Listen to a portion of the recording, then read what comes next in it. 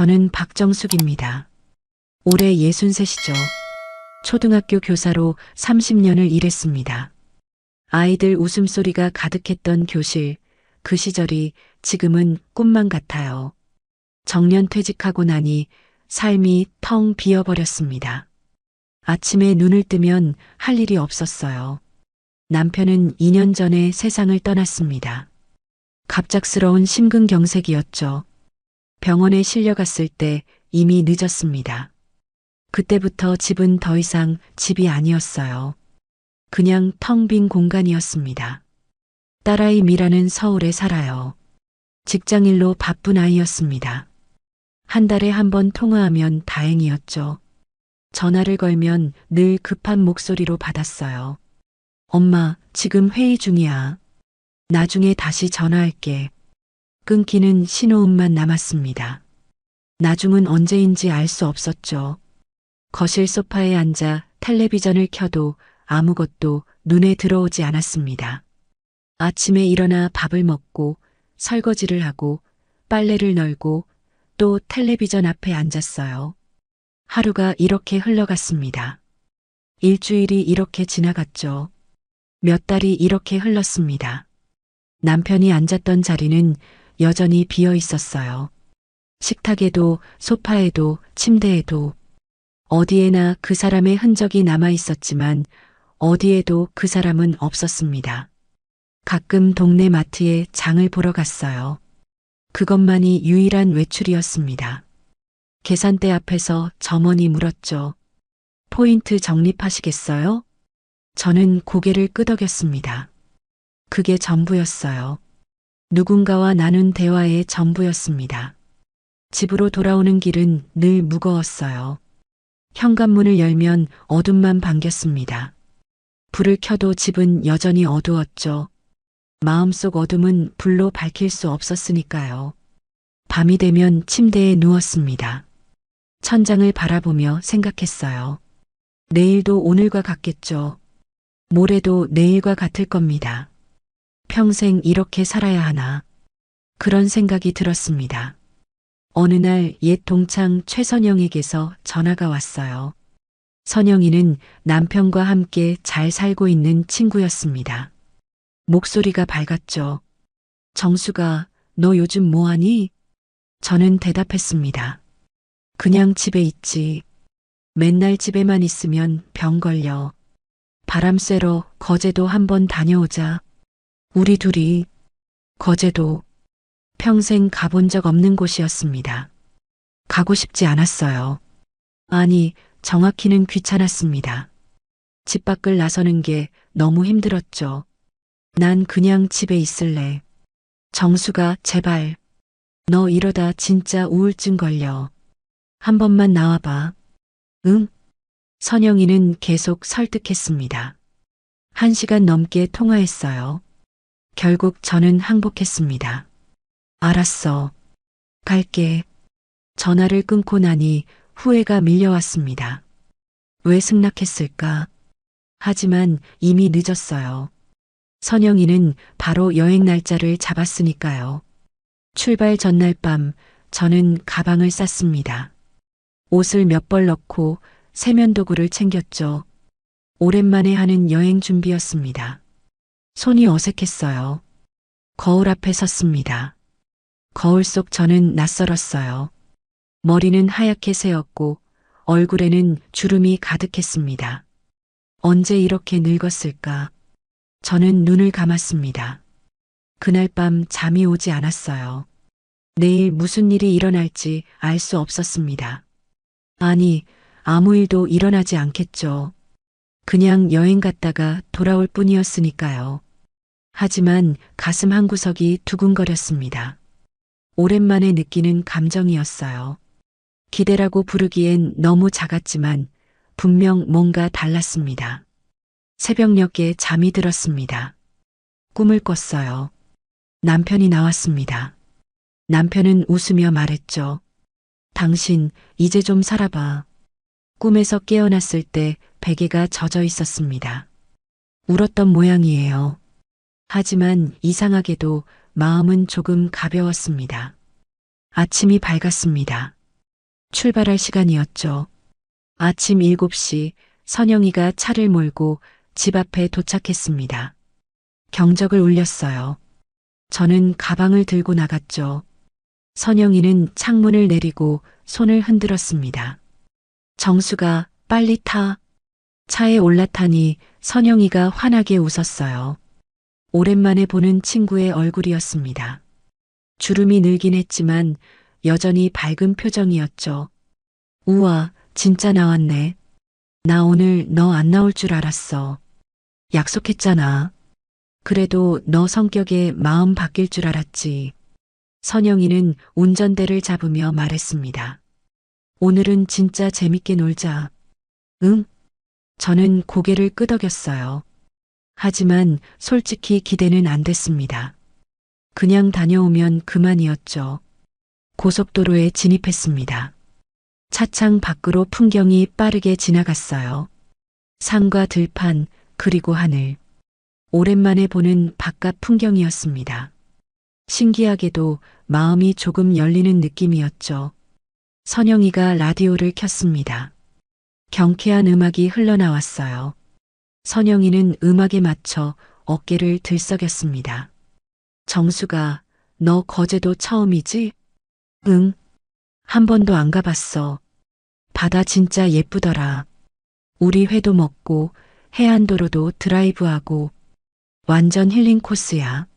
선영이는 신이 나서 떠들었습니다. 저는 그저 듣고만 있었어요. 대답하기가 귀찮았죠. 아니, 정확히는 대화하는 게 어색했습니다. 너무 오래 혼자 있었으니까요. 1시간쯤 지났을까? 휴게소에 들렀습니다. 화장실을 다녀오고 커피를 샀어요.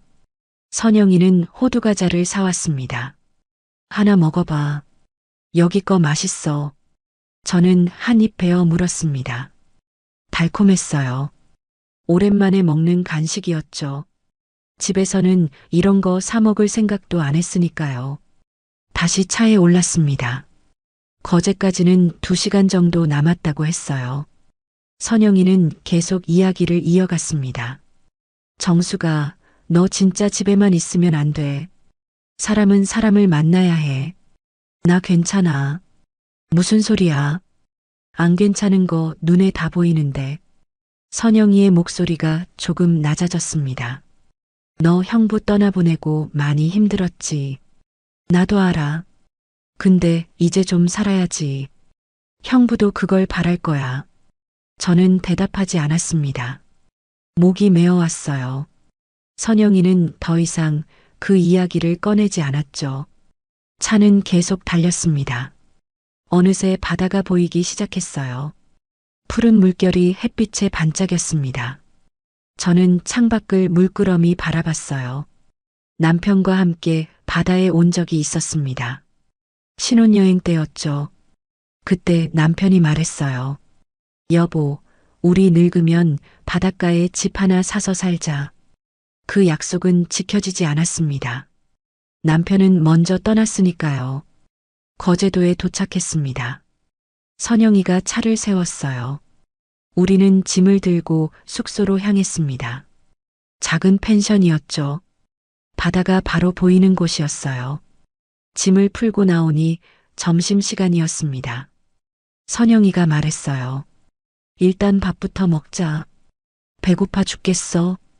우리는 근처 식당으로 갔습니다. 해물탕을 시켰어요. 뜨끈한 국물이 입안을 데웠죠. 오랜만에 제대로 된 식사였습니다. 집에서는 대충 끼니를 때웠으니까요. 맛있지? 역시 바닷가 음식은 다르다니까. 선영이는 계속 반찬을 제 앞으로 밀어줬습니다. 어머니처럼 챙겨주는 친구였어요. 고마웠습니다. 식사를 마치고 나왔습니다. 선영이가 말했죠. 이제 본격적으로 여행 시작이야. 일단 바다부터 보러 가자. 우리는 해안가로 걸어갔습니다. 바닷바람이 얼굴을 스쳤어요. 시원했습니다. 파도 소리가 귀를 채웠죠. 저는 멈춰 섰습니다. 바다를 바라봤어요. 넓었습니다. 끝이 보이지 않았죠. 저의 삶도 이렇게 넓어질 수 있을까? 그런 생각이 문득 들었습니다. 선영이가 제 팔을 잡았어요. 정수가 있잖아. 응? 너 이번 여행에서 좋은 인연 생기면 인생 반전 아니겠어? 갑자기 무슨 소리인지 몰랐습니다. 저는 선영이를 쳐다봤어요. 무슨 소리야? 아니, 그냥 우리 나이에도 연애할 수 있잖아. 누가 알아? 여기서 멋진 남자 만날 수도 있지. 선영이는 장난스럽게 웃었습니다. 저는 손을 휘저으며 말했죠. 말도 안 돼. 내가 무슨 연애야. 왜 안 돼? 너 아직 젊어. 63이 뭐 대수야. 요즘 예수는 새파랗게 젊은 나이라고. 저는 웃어넘겼습니다. 하지만 가슴 한구석이 이상하게 간지러웠어요. 연애. 그 단어를 얼마 만에 듣는 걸까? 남편과 사랑했던 기억이 떠올랐습니다. 설레던 순간들, 행복했던 시간들. 그게 벌써 몇십 년 전 일이었죠. 다시 그런 감정을 느낄 수 있을까? 저는 고개를 저었습니다. 말도 안 되는 상상이었어요. 하지만 그날 밤 잠자리에 누워서 선영이의 말이 자꾸 떠올랐습니다.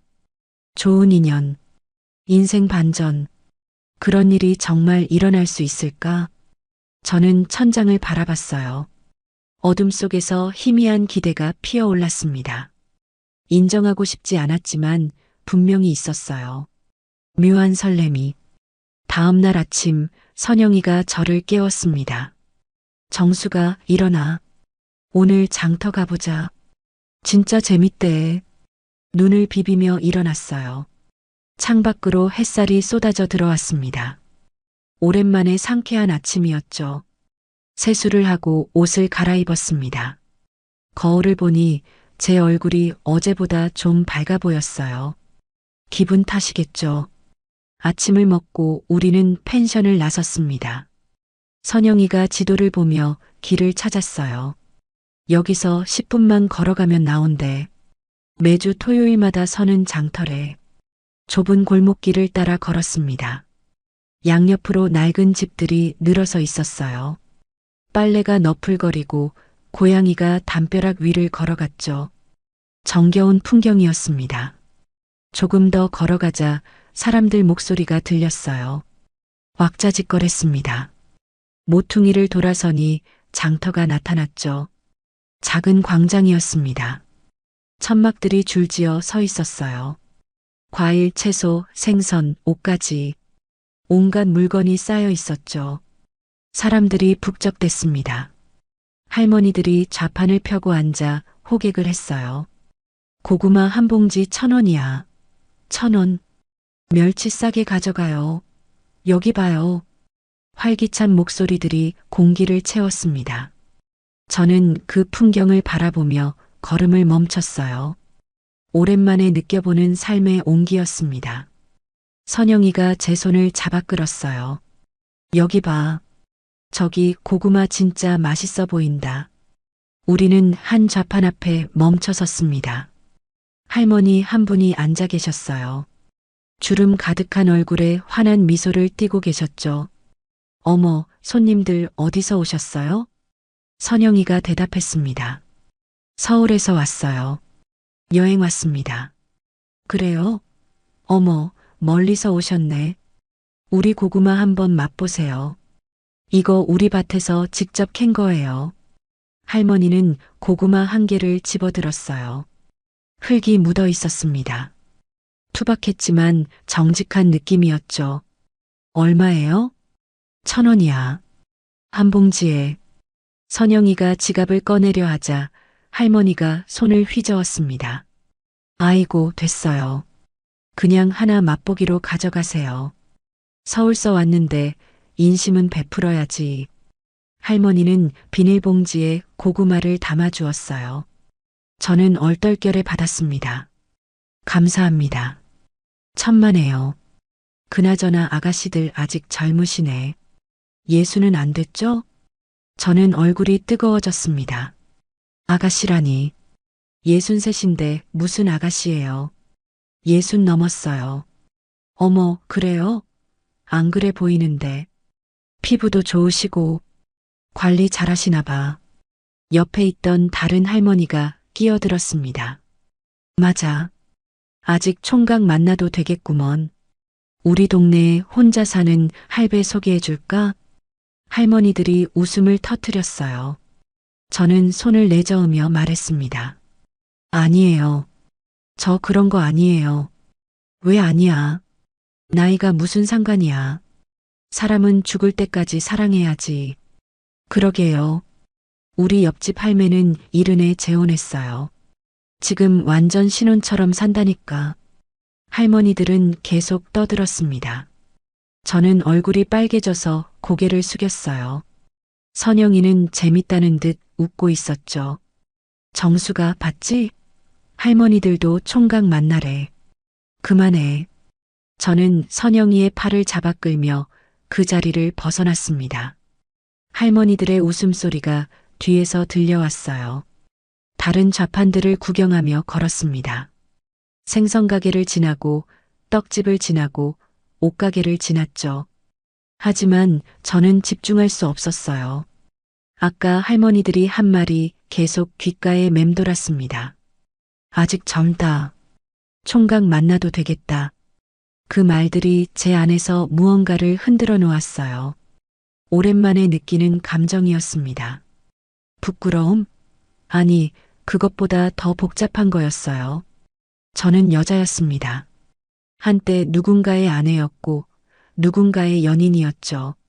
하지만 남편이 떠나고 나서 저는 그냥 엄마였고 할머니였고 빈집에 사는 노인이었어요. 여자로서의 저는 어디론가 사라져버렸습니다. 그런데 오늘 낯선 할머니들이 저를 여자로 봐줬어요. 아직 사랑할 수 있는 사람으로 봐줬죠.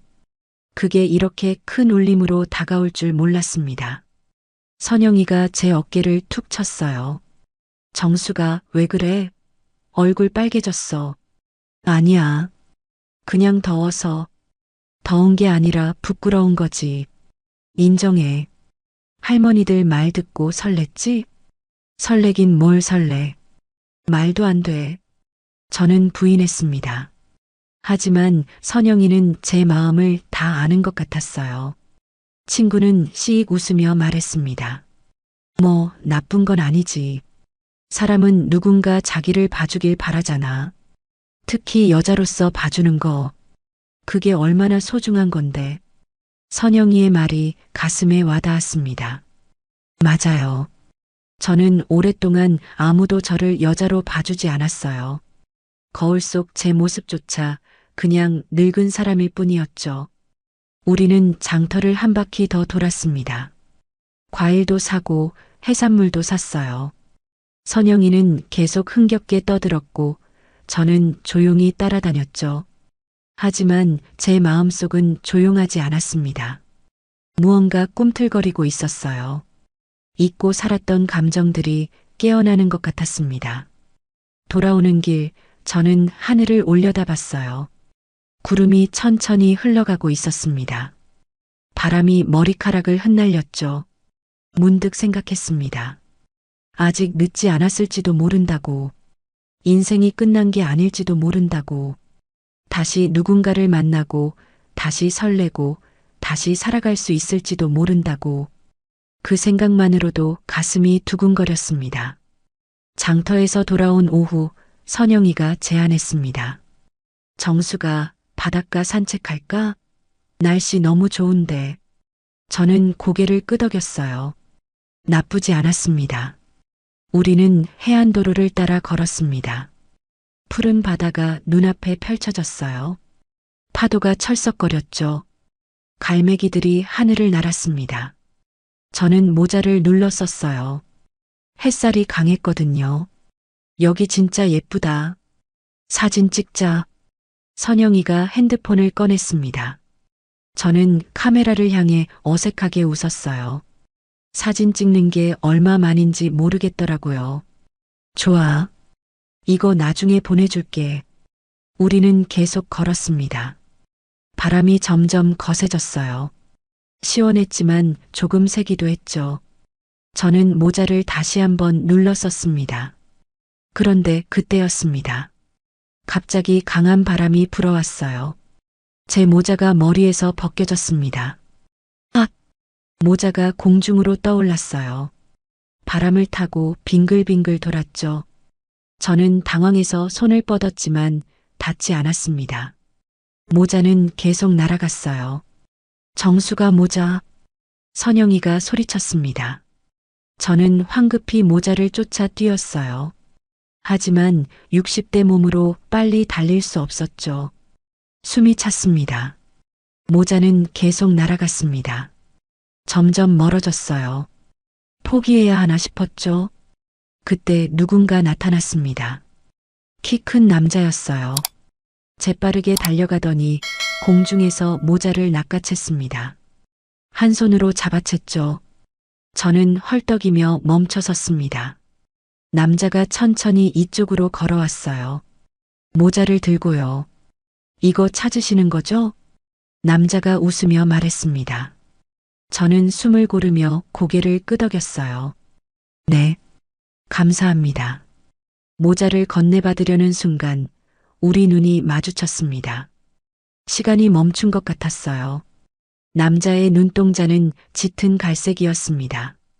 주름이 있었지만 온화한 눈빛이었죠. 저는 숨을 멈췄습니다. 심장이 이상하게 뛰었어요. 남자도 저를 가만히 바라봤습니다. 몇 초였을까요? 아니면 더 길었을까요? 시간의 감각이 사라졌습니다. 선영이가 헐레벌떡 달려왔어요. 아이고, 다행이다.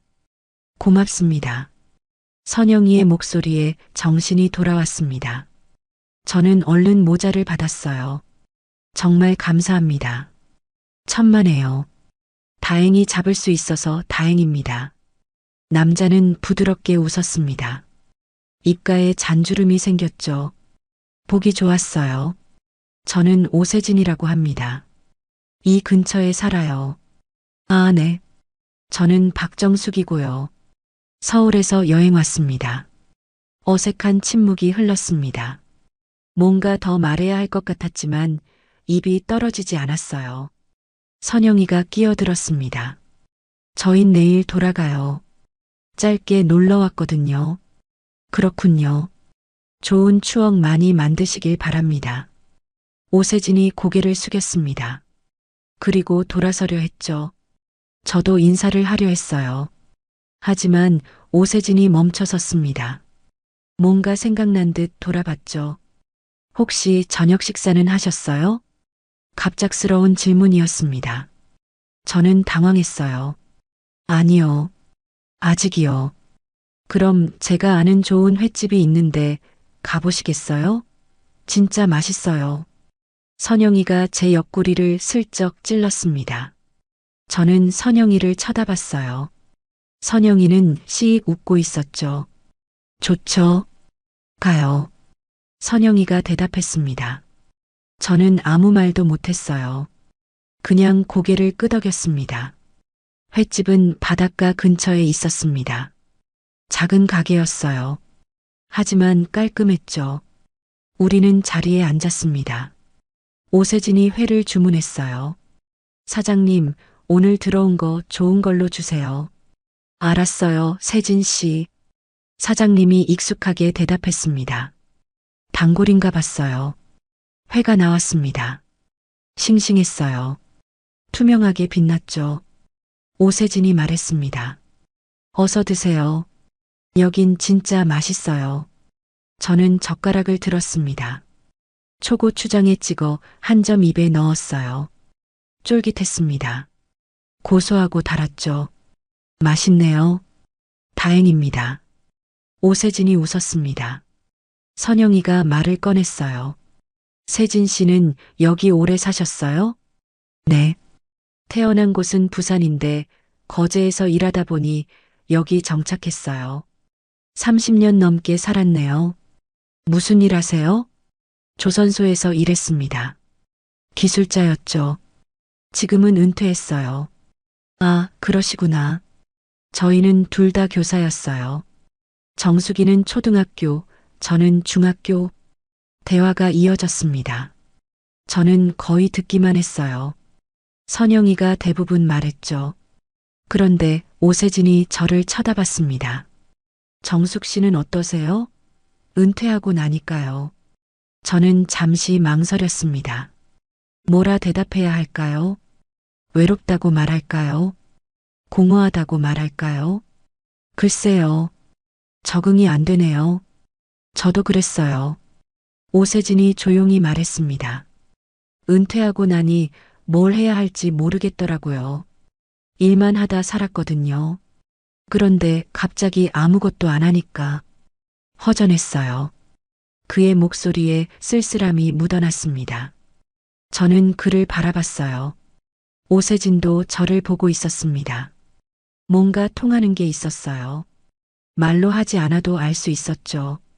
우리는 비슷한 외로움을 안고 사는 사람들이었습니다. 가족은 있으세요? 제가 조심스럽게 물었습니다.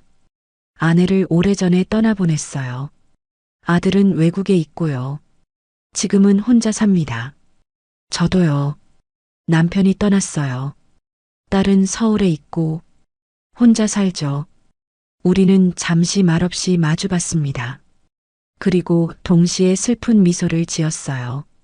같은 아픔을 아는 사람들의 미소였습니다. 식사를 마치고 나왔을 때 해가 지고 있었어요. 하늘이 붉게 물들었습니다. 아름다웠죠. 오늘 고마웠습니다. 덕분에 좋은 저녁 먹었어요.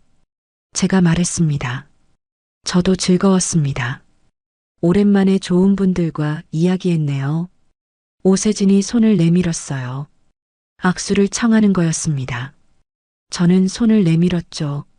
그의 손은 따뜻했습니다. 거칠었지만 믿음직했어요. 악수가 끝났습니다. 하지만 저는 그 온기를 계속 느낄 수 있었어요. 손바닥에 남아 있었습니다. 거제에서 돌아온 뒤 오세진에게서 문자가 왔습니다. 잘 도착하셨나요? 좋은 여행이었길 바랍니다. 저는 핸드폰을 들고 한참을 망설였어요. 답장을 해야 할까? 그냥 넘어가야 할까? 손가락이 떨렸습니다. 결국 답장을 보냈습니다. 네, 잘 도착했습니다. 좋은 시간이었어요. 감사합니다. 문자를 보내고 나니 가슴이 두근거렸어요. 이게 뭘까? 저는 핸드폰을 내려놓고 한숨을 쉬었습니다. 며칠 후 오세진에게서 또 문자가 왔습니다. 혹시 시간 되시면 서울 구경 좀 시켜주실 수 있나요? 오랜만에 서울 갈 일이 생겼어요. 저는 깜짝 놀랐습니다. 서울에 온다고요? 심장이 빠르게 뛰었어요. 그러세요. 언제 오시는데요? 이번 주 토요일이요. 괜찮으시면 점심이라도 같이 하고 싶습니다. 저는 달력을 봤어요. 토요일? 아무 일정도 없었습니다. 사실 매일이 그랬죠. 좋아요. 만나요. 토요일이 왔습니다. 저는 아침부터 옷장 앞에 서 있었어요. 뭘 입어야 할까? 평소 입던 편한 옷들이 마음에 안 들었습니다. 너무 촌스러웠죠. 결국 예전에 사둔 니트를 꺼냈습니다. 거의 안 입던 옷이었어요. 거울 앞에 섰죠. 어색했지만 나쁘지 않았습니다. 화장도 했습니다. 몇 년 만인지 모르겠더라고요. 손이 떨려서 립스틱을 제대로 바르지 못했어요. 몇 번을 지우고 다시 발랐습니다. 약속 장소는 종로의 카페였습니다. 제가 먼저 도착했어요. 자리에 앉아 기다렸죠. 손이 축축했습니다. 긴장됐어요. 오세진이 들어왔습니다. 깔끔한 재킷을 입고 있었어요. 저를 보자 환하게 웃었습니다. 오래 기다리셨어요? 아니요. 저도 방금 왔어요. 우리는 커피를 주문했습니다. 창밖으로 사람들이 오갔어요. 오세진이 말했습니다. 서울은 역시 사람이 많네요. 그렇죠. 늘 이래요. 저는 이제 이런 데서 못 살 것 같아요. 거제가 편해졌어요. 우리는 이런저런 이야기를 나눴습니다. 날씨 이야기, 음식 이야기, 동네 이야기. 별것 아닌 대화였지만 즐거웠어요. 다음 주에 미술관 전시회가 있던데 같이 가보실래요? 오세진이 물었습니다. 저는 놀랐어요. 또 만나자는 거였습니다. 네, 좋아요. 그렇게 우리는 자주 만나게 됐습니다. 일주일에 한 번, 때로는 두 번. 카페에서 만나고 공원을 산책하고 전시회에 갔죠. 오세진과 함께 있으면 시간이 빨리 흘렀습니다. 웃음이 많아졌어요. 집에 돌아가는 게 아쉬웠죠. 어느 날 우리는 한강공원을 걷고 있었습니다. 날씨가 좋았어요. 하늘이 맑았죠. 오세진이 벤치에 앉자고 했습니다. 우리는 나란히 앉았어요. 강물이 반짝였습니다. 조깅하는 사람들이 지나갔죠. 정숙 씨, 오세진이 조용히 불렀습니다. 네, 요즘 저 많이 행복해요. 정숙 씨 덕분입니다. 제 얼굴이 뜨거워졌습니다. 뭐라 대답해야 할지 몰랐어요. 저도요. 그때였습니다. 익숙한 목소리가 들렸어요. 어머, 정수가. 깜짝 놀라 돌아봤습니다. 선영이었어요. 운동복을 입고 있었죠. 선영아, 여기서 뭐해? 어머, 이분은? 선영이는 오세진을 보며 눈을 동그랗게 떴습니다. 저는 당황했어요. 아, 이분은 거제에서 만난 오세진 씨고. 아, 그때 그분. 어머, 둘이 무슨 사이야? 선영이가 장난스럽게 웃었습니다. 제 얼굴이 빨개졌어요. 아니야. 그냥 친구로 지내는 거야. 친구? 얼굴 봐. 완전 빨개졌잖아. 오세진이 웃으며 말했습니다. 좋은 친구지만 더 가까워질 수도 있겠죠. 선영이가 박수를 쳤어요. 어머, 세진 씨 멋진데? 정수가 너 좋겠다. 저는 손을 내저었습니다. 선영아, 그만해. 왜? 좋은 일인데. 세진 씨, 우리 정숙이 잘 부탁해요. 선영이는 윙크를 하고 가버렸습니다. 저는 얼굴을 가렸어요. 너무 부끄러웠습니다. 죄송해요. 친구가 좀 그래요. 괜찮아요. 좋은 친구시네요. 오세진은 웃고 있었습니다. 저는 진정이 안 됐어요. 집으로 돌아오는 길, 저는 복잡한 생각에 빠졌습니다. 더 가까워질 수도 있다. 오세진의 그 말이 계속 맴돌았어요. 정말 그럴 수 있을까? 저는 이제 63입니다. 남편을 떠나보낸 지 2년밖에 안 됐어요. 다시 누군가를 만난다는 게 맞는 걸까? 남편 생각이 났습니다. 남편의 얼굴, 남편의 목소리. 저는 눈을 감았어요. 미안했습니다. 당신을 잊고 다른 사람과 웃고 있다니 배신하는 것 같았죠. 그리고 딸 미라. 만약 미라가 알면 뭐라고 할까? 반대할 겁니다. 분명히요. 엄마가 다른 남자를 만난다니 이해하지 못할 거예요. 저는 한숨을 쉬었습니다. 왜 이렇게 복잡할까? 그냥 행복하면 되는 건데. 그게 안 됐어요. 밤에 침대에 누웠습니다. 천장을 바라봤어요. 남편의 사진이 침대 옆 탁자에 있었습니다. 저는 사진을 들었어요. 여보, 나 이래도 괜찮을까? 사진은 대답하지 않았습니다. 당연하죠. 하지만 남편이라면 뭐라고 했을까? 행복하라고 했을까? 아니면 배신이라고 했을까? 저는 알 수 없었습니다. 그래서 더 괴로웠어요. 핸드폰이 울렸습니다. 오세진에게서 온 문자였어요. 오늘도 좋은 시간이었습니다. 다음 주에 또 만나요. 편히 주무세요. 저는 문자를 읽고 또 읽었습니다. 가슴이 따뜻해졌어요. 하지만 동시에 무거웠죠. 저는 답장을 보냈습니다. 네. 편히 주무세요. 핸드폰을 내려놓았습니다. 어둠 속에서 저는 한참을 누워 있었어요. 행복과 죄책감 사이에서 흔들리고 있었습니다.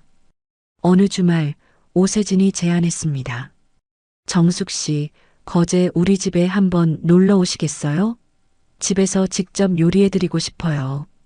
저는 망설였습니다. 남자의 집에 간다는 게 부담스러웠어요. 하지만 오세진의 진심 어린 눈빛을 보니 거절할 수 없었죠. 그럴까요? 좋아요. 다음 주 토요일에 오세요. 거제로 가는 버스 안에서 저는 계속 긴장했습니다. 손바닥에 땀이 났어요. 왜 이렇게 떨릴까? 그냥 친구 집에 가는 건데. 오세진의 집은 바다가 보이는 작은 아파트였습니다.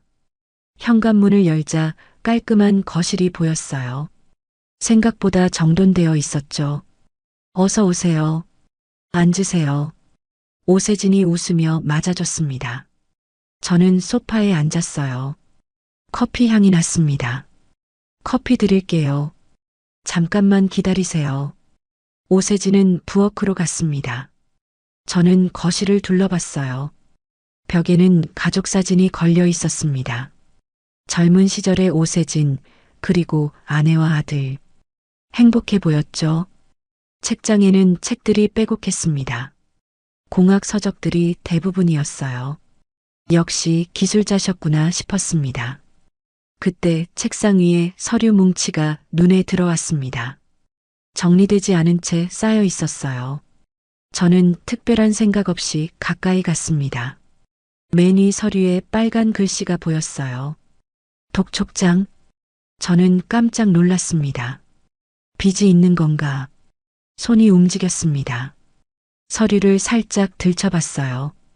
그러면 안 되는 걸 알았지만 멈출 수 없었습니다. 채무 변제 내역서, 사기 혐의 합의서, 집행유예 판결문. 눈앞이 하얘졌습니다. 손이 떨렸어요. 이게 뭘까? 이게 정말일까? 판결문에는 오세진의 이름이 선명했습니다. 15년 전 날짜였어요. 사기죄로 집행유예 2년. 피해액 3천만 원. 머릿속이 복잡해졌습니다. 숨이 막혔어요. 이 사람이 사기꾼이었다고요? 정숙 씨, 커피 나왔어요. 오세진의 목소리가 들렸습니다. 저는 황급히 서류를 내려놓았어요. 돌아섰죠. 오세진이 쟁반을 들고 서 있었습니다. 그리고 제 표정을 봤어요. 그의 얼굴이 굳었습니다. 그걸 보셨군요. 오세진의 목소리가 낮아졌습니다. 쟁반을 테이블에 내려놓았어요. 커피가 조금 흘렀습니다. 저는 말을 할 수 없었습니다. 목이 메었어요. 설명할게요. 제발 들어주세요. 오세진이 다가왔습니다. 저는 뒤로 물러섰어요. 정숙 씨, 이게 뭐예요? 사기꾼이었어요? 제 목소리가 떨렸습니다. 오세진은 고개를 숙였어요. 맞아요. 저는 전과자예요. 그 말을 듣는 순간 심장이 무너지는 것 같았습니다. 15년 전이에요. 제가 사업을 했었어요. 조선소를 그만두고 친구와 함께 작은 회사를 차렸죠. 하지만 실패했어요. 빚이 많았습니다. 오세진은 계속 말했습니다. 투자금을 돌려주지 못했어요. 사람들한테 사기꾼이라는 소리를 들었죠. 고소당했어요. 집행유예를 받았습니다. 왜 말 안 했어요? 제가 소리쳤습니다. 어떻게 말해요? 처음 만났을 때 제가 전과자라고 말할 수 있었겠어요? 그래도 말했어야죠. 저한테 거짓말한 거잖아요. 거짓말 안 했어요. 그냥 말 안 한 거예요. 똑같아요. 저는 가방을 집어들었습니다. 나가야 했어요. 여기 있을 수 없었습니다. 정숙 씨, 제발. 저 정말 반성했어요. 빚도 다 갚았어요. 15년 동안 성실하게 살았어요. 오세진이 제 팔을 잡았습니다. 저는 뿌리쳤어요. 나요. 정숙 씨, 다신 연락하지 마세요. 저는 현관문을 열고 나갔습니다. 뒤에서 오세진이 뭐라고 외쳤지만 듣지 않았어요. 계단을 내려갔습니다. 다리가 후들거렸죠. 밖으로 나왔습니다. 차가운 바람이 얼굴을 때렸어요. 눈물이 흘렀습니다. 배신감이 밀려왔습니다. 제가 믿었던 사람이 거짓말쟁이였어요. 전과자였죠. 저는 완전히 속은 겁니다. 버스 정류장으로 걸어갔습니다. 다리에 힘이 없었어요. 비틀거렸습니다. 버스에 올라탔습니다. 창밖을 봤어요. 눈물이 계속 흘렀죠. 옆자리 사람이 쳐다봤지만 신경 쓰지 않았습니다. 왜 이렇게 아플까? 오세진과 사귄 것도 아닌데, 그냥 친구였는데. 하지만 가슴이 찢어지는 것 같았어요. 행복했던 순간들이 떠올랐습니다. 카페에서 웃던 일, 공원을 걷던 일, 전시회를 보던 일. 모든 게 거짓이었던 걸까? 아니에요. 거짓이 아니었어요.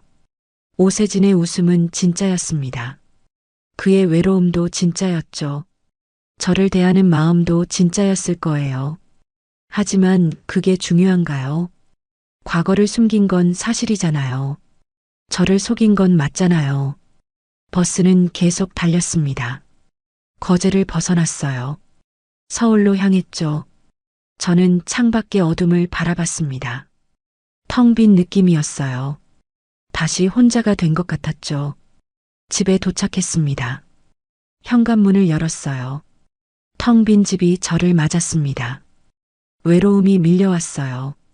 소파에 주저앉았습니다. 핸드폰을 봤어요. 오세진에게서 문자가 와 있었습니다. 정숙 씨, 미안합니다. 제가 잘못했어요. 저는 문자를 지웠습니다. 핸드폰을 던져버렸어요. 그리고 울었습니다. 한참을 울었죠. 왜 이렇게 아픈지 모르겠었습니다. 일주일이 지났습니다. 저는 집에만 있었어요. 아무것도 하고 싶지 않았죠. 밥도 제대로 먹지 않았습니다. 핸드폰이 울렸습니다. 딸 미라였어요. 받기 싫었지만 받았습니다. 엄마, 왜 이렇게 전화 안 받아? 미안해.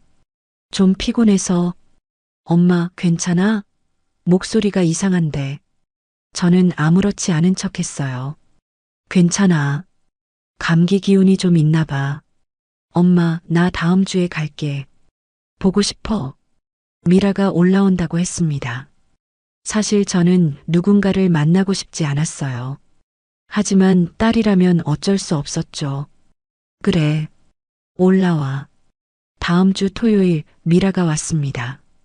짐을 들고 현관문을 열며 들어왔어요. 엄마.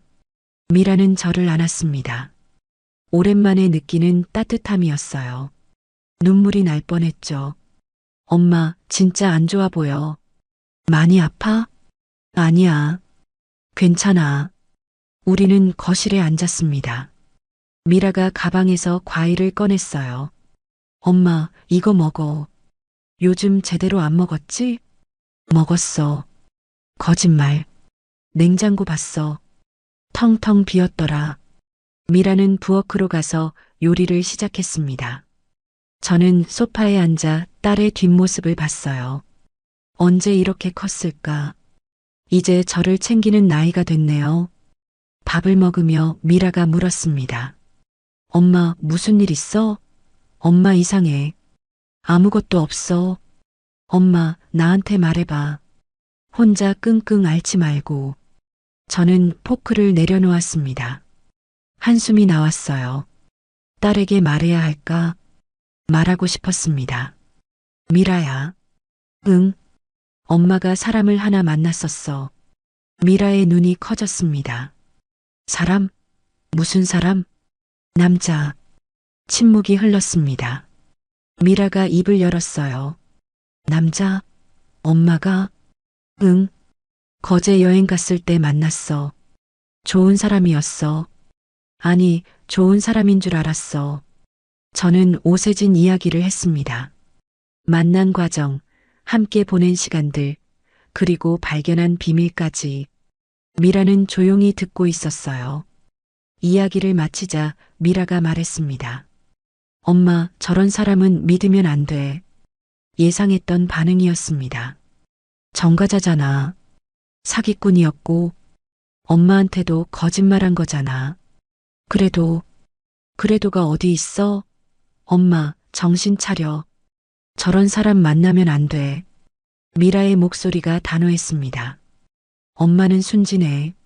쉽게 사람 믿어. 그래서 걱정되는 거야. 저런 사람이 또 엄마한테 상처 줄 수도 있어. 알아. 엄마, 제발. 그 사람 연락 끊어. 약속해. 미라는 제 손을 잡았습니다. 간절한 눈빛이었어요. 저는 고개를 끄덕였습니다. 거짓말이었지만요. 미라가 돌아간 뒤 저는 다시 혼자가 됐습니다. 집은 더 조용했어요. 침대에 누워 천장을 봤습니다. 남편 사진이 보였어요. 저는 사진을 들었습니다. 여보, 나 어떻게 해야 할까?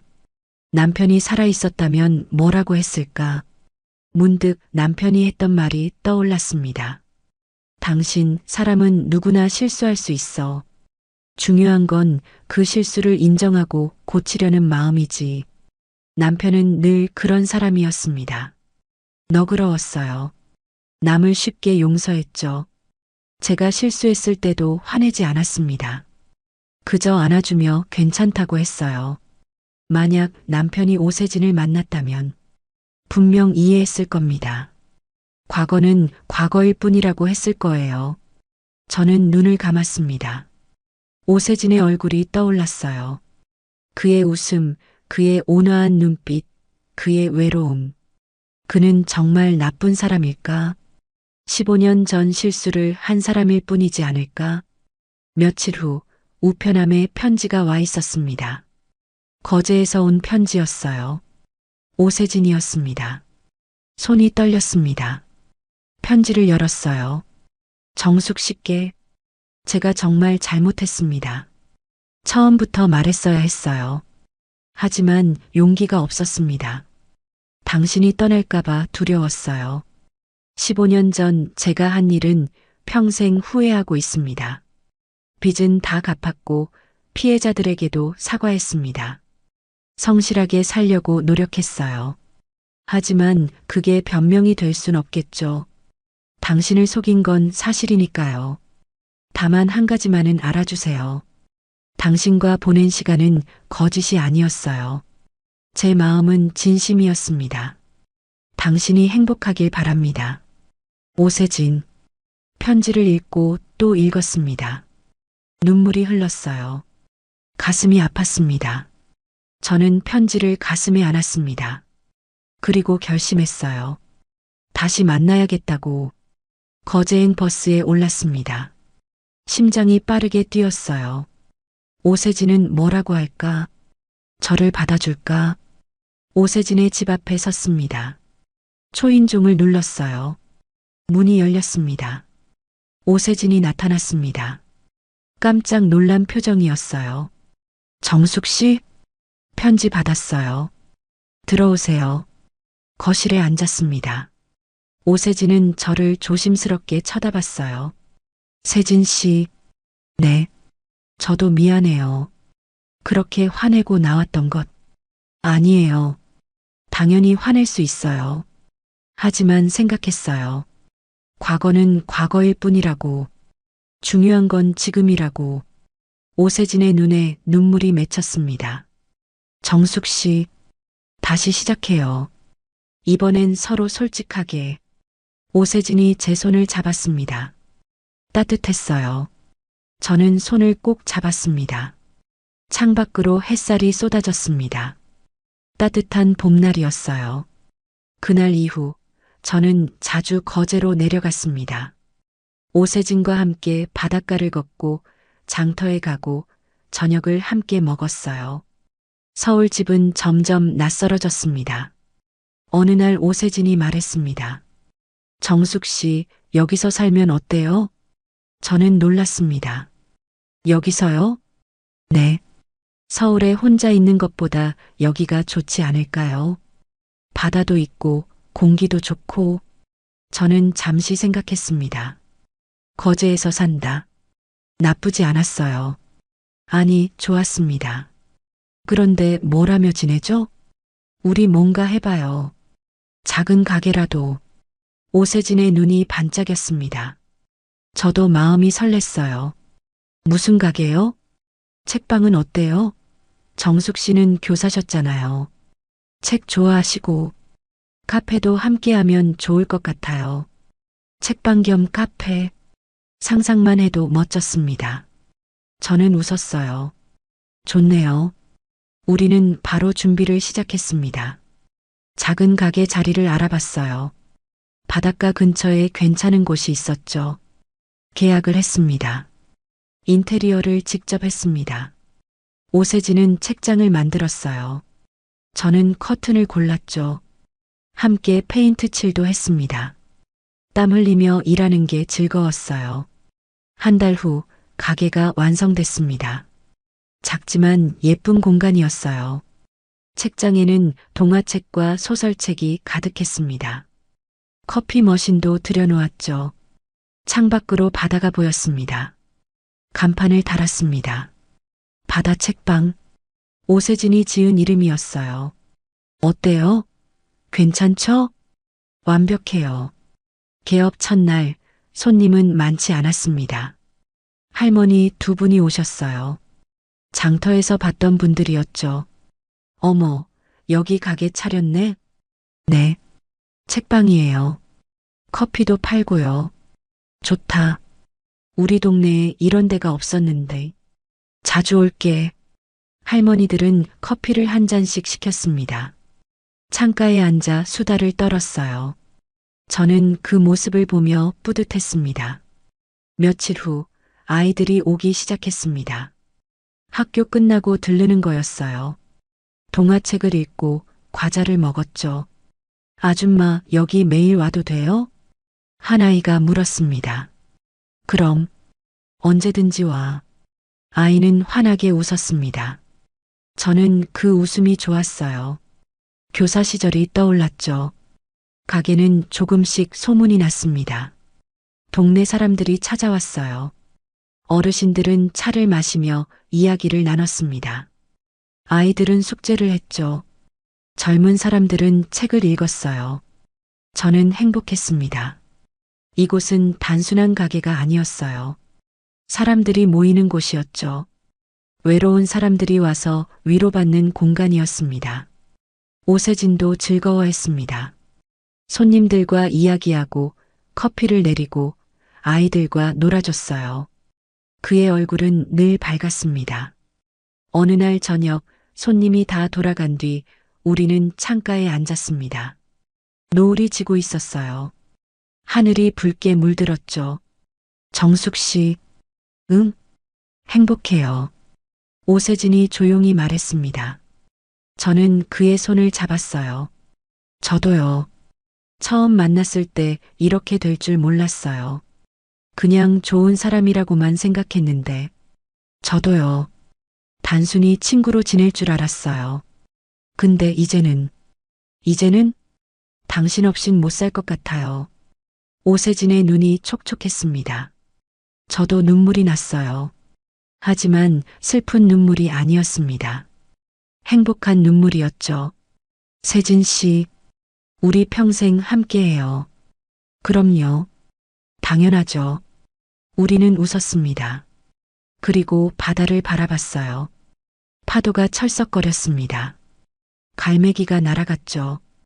겨울이 왔습니다. 가게는 더욱 따뜻해졌어요. 난로를 피워놓고 뜨거운 코코아를 팔았습니다. 어르신들은 난로 옆에 앉아 옛날 이야기를 했어요. 아이들은 담요를 덮고 책을 읽었죠. 크리스마스에 딸 미라가 내려왔습니다. 처음엔 걱정하던 딸이었어요.